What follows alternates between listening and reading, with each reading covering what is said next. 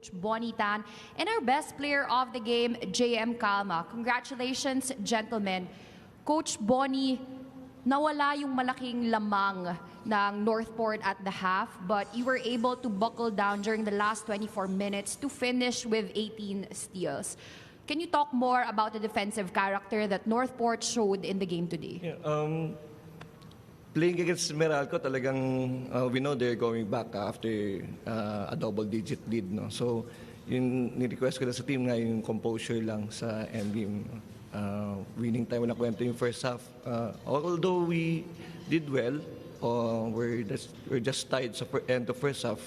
But yung second half, we made sure na we get a good start and yung composure sa endgame na ma-deliver natin para to get yung W against Meralco.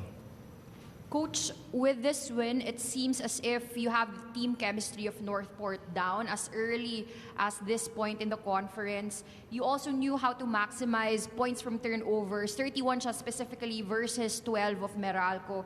What is the reason, Coach, for your players complementing each other very well?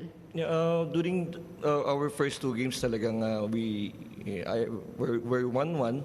We lost via overtime sa first game, and sa viewing talagang we identified our weaknesses and strength. No? So through communications during the viewing, through yung coordination with yung mga sacrifices ng mga players namin na hindi dapat laruin yung position nun, but sacrifice because of the multiple positions we have right now.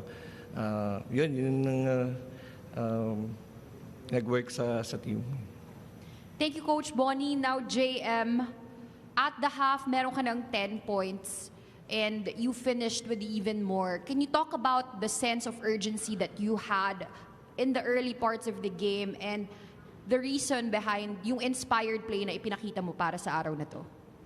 Unang-una, gusto ko magpasalamat sa Panginoon sa binigay niyang panalo sa amin, and sinashoutout ko yung family ko sa amin, kaluguran na kayo, and yung points naman darating rin din. Palagi sinasabi ni Coach Bonnie sa akin na rebound, good screen, and darating din sa akin yun. So yung tiwala ng coaches ni Coach Bonnie sa akin, kasi 3 games na akong bad start, walang ganong nagagawa. So ito yung last game namin para sa long break. So, I guess, yung pinaghirapan ko, nakita ko naman kahit paano. Tsaka, tiwala ni Coach Bonnie sa akin, every day, every bad game, lagi lumalapit sa akin na nakakaboost ng moral kahit bad game ako. Dinaan ko sa takot. JM, pagpasok mo dito, you were in tears. Nakita ko medyo teary-eyed ka. Can you explain the reason behind this? Hindi, ganito lang talaga ako. Tsaka, nahiya ako magsalita. Ganito lang talaga ako, tsaka nahiya ako magsalita. Emotional. Emotional. Alright, and JM, you know, it's been a while since huling naka 3-1 start yung NorthPort. Actually, it was still way back in 2019 during the Commissioner's Cup. Wala ka pa nito. But anong pakiramdam, you know, for things to be working very well for NorthPort, and at the same time, do you see some things that you should still improve on for the next games? Ayun nga. Palagi sinasabi sa akin ni Coach Bonnie na good start. Yun, nagdala namin sa game. So, maganda yung start namin ngayong conference. Sana magtuloy-tuloy. Yun lang.